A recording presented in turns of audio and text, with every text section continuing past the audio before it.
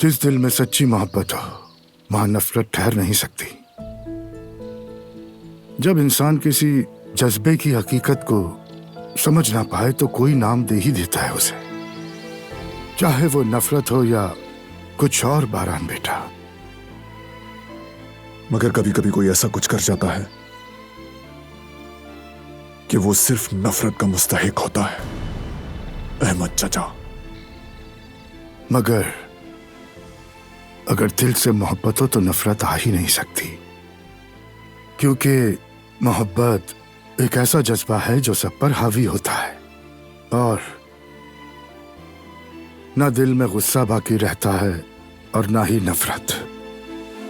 फिर आदमी खुद ही पर नाराज होता है कि वो अब भी उसे क्यों चाहता है। मोहब्बत छुपाने के लिए, दिल को बहलाने के लिए आदमी गुस्से का सहारा लेता है, लेकिन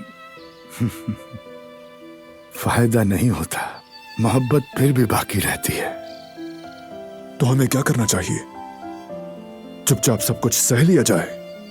बेटा, अगर दोनों दिलों में सच्चाई हो तो फिर एक दूसरे को तोड़ नहीं सकते, कभी भी नहीं। अपनी मोहब्बत को कब कोई तकलीफ में देख सकता है? और अगर फिर भी तकलीफ और जख्म दे तो उसके पीछे कोई बड़ी वजह होगी। जब दिमाग समझ नहीं पाता तो इंसान गुस्से के हवाले हो जाता है। इसलिए दिल से पूछना चाहिए। इन सब बातों पे दिल क्या कहेगा अहमद चाचा?